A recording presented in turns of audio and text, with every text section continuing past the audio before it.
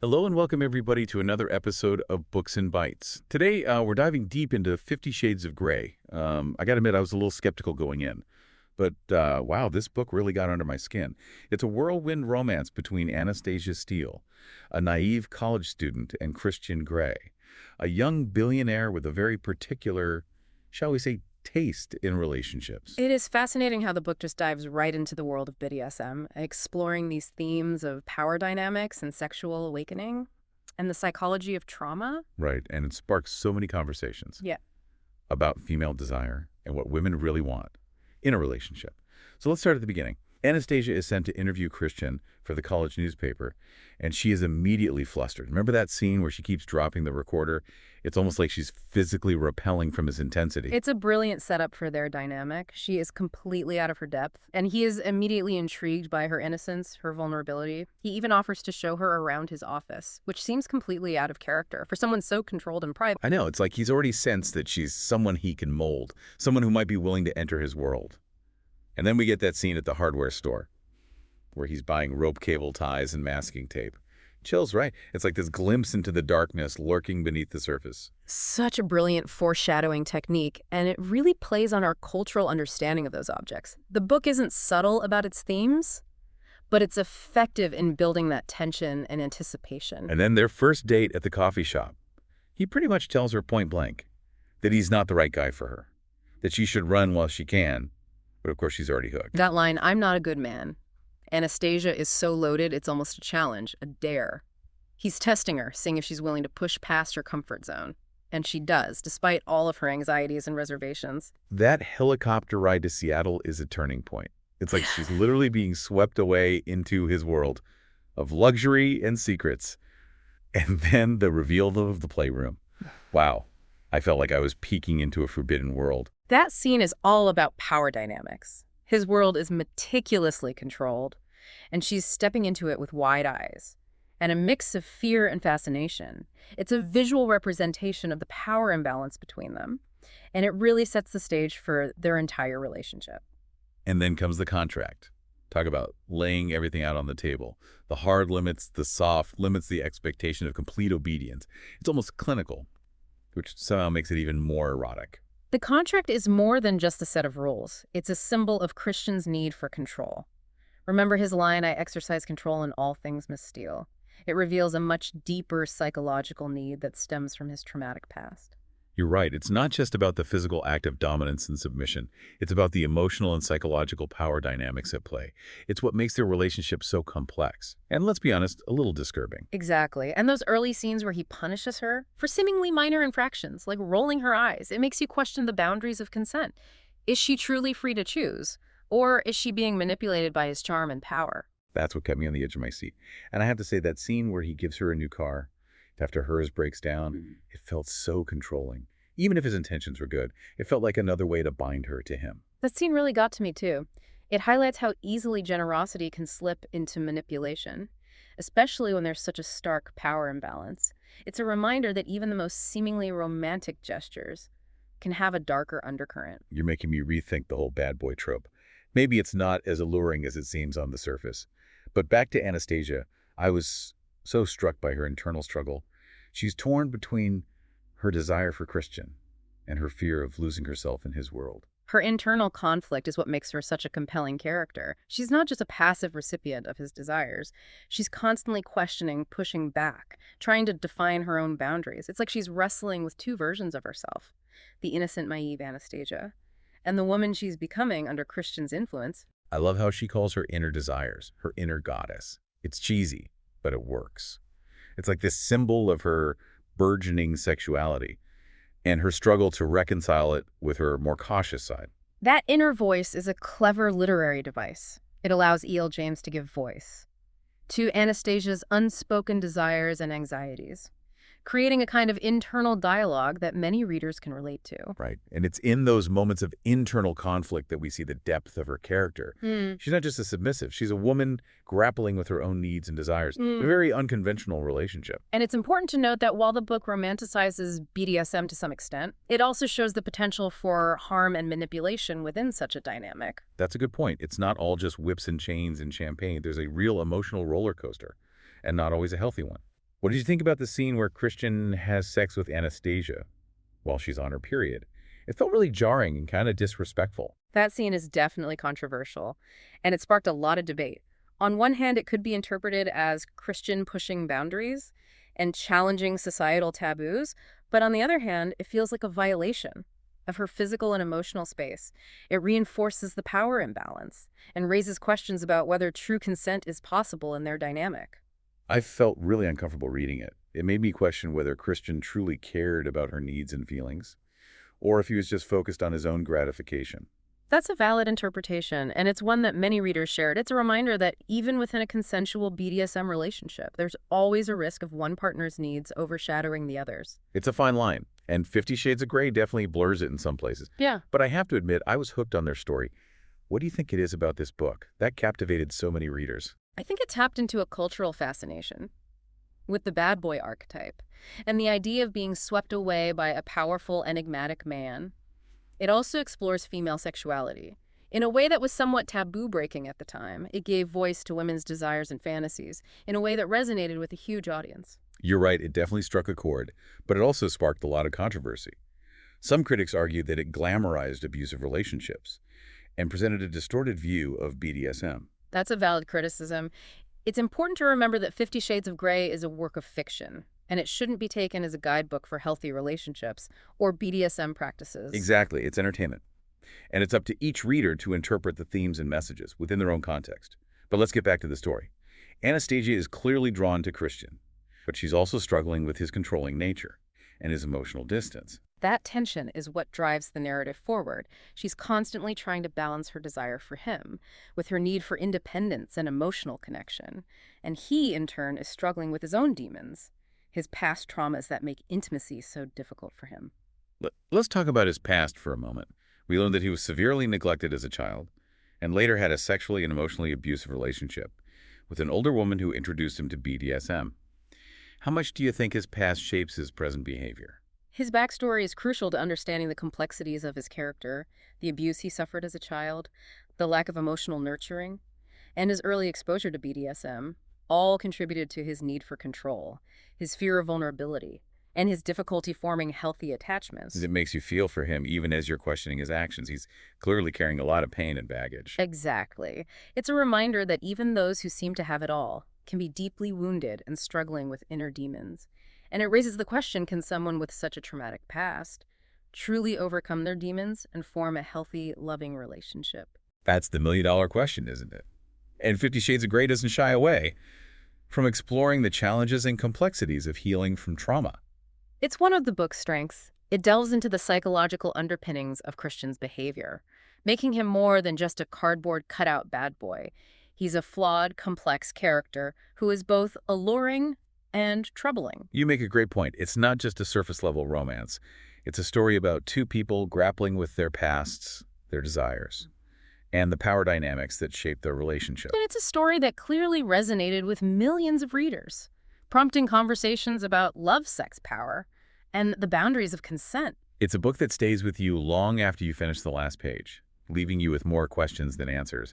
But that's what makes it so compelling, right? Absolutely. It's a book that invites you to think, to question, and to engage in meaningful conversations about the complexities of human relationships. We've covered a lot of ground already, but there's so much more to unpack. Join us in part 2 as we delve deeper into the turning points of their relationship, Anastasia's journey of self-discovery, and the broader cultural impact of 50 Shades of Grey. Picking up where we left off, I think one of the most fascinating aspects of 50 Shades of Grey is how it portrays Anastasia's journey of self-discovery. You know, she starts out so naive, almost childlike in her innocence, but through her experiences with Christian, she begins to explore her own sexuality and challenge her preconceived notions of what a relationship can be. Oh, you're so right. I mean, remember how flustered she was during that first interview? And then by the end, she's negotiating contracts, setting boundaries, demanding more from Christian. It's like she's shedding layers of herself and discovering a strength she didn't know she had. Exactly. And that evolution is so compelling to watch. She's not just passively accepting his desires, she's actively engaging with them, questioning them, and ultimately shaping the dynamic of their relationship. It's funny because some people criticize the book for portraying Anastasia as weak or submissive, but I saw her as anything but. She's stepping into a world that's completely foreign to her, and she's doing it with this mix of trepidation and curiosity. She's not afraid to ask questions, to push back, and to walk away when she feels like her boundaries are being crossed. I completely agree. It's easy to focus on the surface-level BDSM elements and miss the subtle nuances of her character arc. She's constantly negotiating her own desires with Christian's demands, trying to find a balance between surrender and self-preservation. And she doesn't always get it right. I mean, she Mhm. makes mistakes, she compromises, she gets hurt, but she learns from each experience. That scene where she leaves him after he takes things too far in the playroom, that was a pivotal moment for her. She realized that she couldn't sacrifice her own well-being, even for someone as alluring and powerful as Christian. That's the turning point in her journey. She finally understands that true intimacy requires respect, not just submission, and that she has the right to walk away from a situation that doesn't serve her, no matter how intense the attraction might be. It's like she finally found her voice. Yeah. And that leads to one of the most interesting parts of the book, Christian's pursuit of her. He's used to getting his way, to having complete control. But when Anastasia leaves, it shakes him to his core. He realizes that he has to change, to compromise, if he wants to have a chance with her. It's so fascinating to see him grapple with his own vulnerability. He's so used to being in control, but he's completely out of his depth when it comes to genuine emotional intimacy. And Anastasia's rejection forces him to confront those weaknesses, those deep-seated fears that he's been running from his whole life. It humanizes him, doesn't it? Yeah. He's not just a dominant billionaire anymore. He's a man who's been deeply hurt and is trying to figure out how to love and be loved. Exactly. And his attempts to win Anastasia back are both endearing and frustrating. He's making an effort, but he's still clumsy, still struggling to understand her needs. He's like a child learning to walk, stumbling and falling, but determined to get back up. And that final scene in Seattle, where Anastasia sets a boundary by refusing to have sex with him unless he makes love to her, that was powerful. She's not just dictating the terms of their encounter. She's demanding more than just physical intimacy. She wants a connection, a vulnerability that he's never been comfortable with. It's a challenge, a test to see if he's truly capable of change. And it leaves the reader wondering, can someone like Christian, with all his baggage and control issues, truly open himself up to that kind of intimacy? Can he break free from his past and embrace a relationship that's built on mutual respect and vulnerability? That's the big question, isn't it? And the book leaves it unanswered. It's up to the reader to decide whether they believe Christian is capable of true change, or if their relationship is ultimately doomed by the power dynamics that have defined it from the beginning. And that ambiguity is part of what makes the book so thought-provoking. It doesn't offer easy answers or a neat resolution. It leaves you grappling with the complexities of their relationship, the blurred lines between desire and control, and the challenges of finding true intimacy in a world where power dynamics often overshadow genuine connection. You're right. It's a book that stays with you long after you finish reading it, prompting you to reflect on your own experiences and beliefs about love, sex, and power. And I think that's one of the reasons why 50 Shades of Grey became such a phenomenon. It sparked conversations, challenged societal norms, and gave voice to desires that were often unspoken. It definitely pushed boundaries and made people uncomfortable, but it also opened up this dialogue about female sexuality and the different ways women experience desire. Exactly. And while the book may not be everyone's cup of tea, it's undeniable that it had a significant cultural impact, sparking conversations about consent BDSM and the complex dynamics of modern relationships. Okay, so we've talked about Anastasia's journey, Christian's struggles, and the broader cultural impact of the book. But what about the actual writing itself? Did you find E.L. James's prose effective? Well, I think it's important to acknowledge that the writing isn't exactly a literary masterpiece. The prose can be quite simple, even repetitive at times, but there's a certain rawness and immediacy to it that I think contributes to the book's appeal. Yeah, I know what you mean. It's not high literature, but it's undeniably engaging. It draws you in with its fast-paced plot, steamy scenes, and relatable characters. Exactly. It's like reading someone's secret diary. You're privy to Anastasia's innermost thoughts and desires, and it creates a sense of intimacy and immediacy that transcends the sometimes clunky prose. And there are moments where the writing really shines, particularly in the more emotionally charged scenes. Remember that line? My inner goddess is doing the meringue with some salsa moves. It's cheesy, but it perfectly captures Anastasia's mix of excitement and apprehension. As she enters Christian's world, That's a great example. And those little details like Christian's gray ties and Anastasia's habit of biting her lip when she's nervous, they add a layer of texture to the characters. and make them feel more real. You're so right. Those seemingly insignificant details actually contribute a lot to the overall atmosphere of the book. They create a sense of intimacy and draw the reader deeper into the story. And let's not forget the emails. Those back and forth exchanges between Christian and Anastasia are almost like another form of foreplay. They build tension, reveal their inner thoughts, and create a sense of connection even when they're physically apart. I loved those email exchanges. They added a layer of playfulness and intimacy to their relationship, and they allowed us to see different sides of their personalities. Christian, for all his dominance in person, could be surprisingly sweet and vulnerable in his emails. Exactly. And Anastasia, who often comes across as shy and hesitant in person, is more confident and assertive in her written communication. It's like the digital realm provides a space for them to explore different aspects of themselves and their relationship. And speaking of different aspects, we have talked much about the secondary characters. Kate, Anastasia's roommate, plays a crucial role in the story, doesn't she? She's the voice of encouragement, the one who pushes Anastasia to step outside her comfort zone and explore her desires. Kate is a great foil to Anastasia. She's outgoing, confident, and sexually liberated, representing a stark contrast to Anastasia's initial naivete. She serves as a sounding board for Anastasia's anxieties and a constant reminder that there's more to life than following the rules. Yeah, and then there's Elliot Christian's brother. He brings a much-needed dose of humor and lightheartedness to the story. His relationship with Kate is a nice counterpoint to the intensity and drama of Christian and Anastasia's dynamic. Absolutely. Elliot and Kate's romance is more conventional, more playful. It reminds us that not all relationships have to be shrouded in darkness and secrets. And let's not forget Christian's family. His adoptive parents, Grace and Carrick, represent the clash between societal expectations and personal choices. Grace, in particular, struggles to accept Christian's lifestyle and his unconventional desires. Grace embodies the conflict between maternal love and societal judgment. She loves her son unconditionally, but she's also concerned about his well-being and the potential consequences of his choices. It adds another layer of complexity to the story, doesn't it? Yeah. It's not just about Christian and Anastasia. It's about family dynamics, societal norms, and the challenges of finding acceptance and understanding in a world that often judges those who deviate from the expected path. It's a reminder that even within families, there can be misunderstandings, disagreements, and different perspectives on what constitutes a normal or acceptable life. You're right, and I think that's what makes 50 Shades of Grey such a compelling read.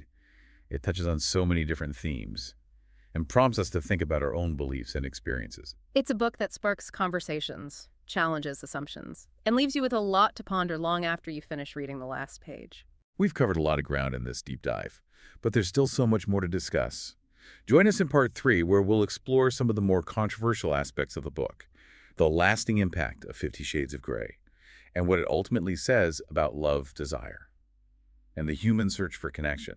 So as we kind of wrap up our deep dive into 50 Shades of Grey, I think it's important to address some of the more controversial aspects of the book. You know, those that sparked so much debate and discussion. Yeah, you're right. It wasn't all just steamy encounters and romantic gestures. There were some scenes that made me really uncomfortable. Like the one where Christian punishes Anastasia with a belt for rolling her eyes at him. Right. That scene, along with several others, raised concerns about the portrayal of GDSM and whether the book glamorized potentially abusive behaviors. It's a valid criticism and one that we need to acknowledge in any serious discussion of this book. Yeah, it definitely made me question whether the power dynamic between Christian and Anastasia could ever be truly healthy. Even though he always asked for her consent, it felt like she was often coerced or manipulated into agreeing to things she wasn't entirely comfortable with. That's a crucial point. Consent within a BDSM relationship, or any relationship for that matter, is complex and nuanced. It's not just about saying yes or no. It's about feeling safe, empowered, and free to express your needs and boundaries without fear of repercussions. And I'm not sure Anastasia always felt that way with Christian. There were times when she seemed hesitant, even scared. But she went along with his desires anyway because she was afraid of losing him. Right. That's the danger of unequal power dynamics in any relationship. The person with less power may feel pressured to comply, even if they're not fully comfortable with what's being asked of them. It's important to remember that true consent requires a balance of power and a mutual respect for each other's boundaries. You make an excellent point, and it brings up a broader question about the book's impact on the perception of BDSM. Did it contribute to a better understanding of these practices, or did it perpetuate harmful stereotypes and misconceptions? It's a complex issue with no easy answers. On one hand, 50 Shades of Grey brought BDSM into mainstream conversation, exposing a wider audience to a subculture that was often shrouded in secrecy and taboo. It sparked discussions, prompted questions, and may have even encouraged some people to explore their own curiosities in a safer and more informed way. That's true. It definitely opened up a dialogue about alternative sexualities and challenged societal norms. But on the other hand, the book's portrayal of BDSM was highly romanticized and often inaccurate. It focused on the more sensational aspects of the practice, blurring the lines between consensual play and potentially harmful power dynamics. You're right. It presented a somewhat sanitized and idealized version of BDSM, glossing over the complexities, risks, and ethical considerations that are crucial to any responsible exploration of these practices. Exactly. And for readers who had no prior knowledge of BDSM, the book may have created a distorted and potentially dangerous perception of what it entails. So the impact of 50 Shades of Grey is a mixed bag. It sparked conversations and challenged societal norms. But it also perpetuated some harmful stereotypes and misconceptions. I think that's a fair assessment, and it underscores the importance of critical thinking and informed decision-making when it comes to exploring any kind of alternative sexuality or relationship dynamic. Well said. So as we wrap up this deep dive, I'm left with a lot to ponder. 50 Shades of Grey is a complex and controversial book that ignited passions, sparked debates, and left a lasting imprint on popular culture. Yeah, it's a story that continues to resonate with readers, prompting reflection on the nature of desire, the complexities of power dynamics, and the challenges of finding true intimacy in a world where expectations and societal norms often clash with personal desires. It's a book that's both captivating and problematic, offering glimpses of both empowerment and manipulation. And ultimately, it's a story that invites us to engage in deeper conversations about love, sex, and the ever-evolving landscape of human relationships. Well, thank you for joining us on this deep dive into 50 Shades of Grey. We hope this conversation has provided you with new insights, sparked your curiosity, and left you with a few thought-provoking questions to ponder. Until next time, happy reading.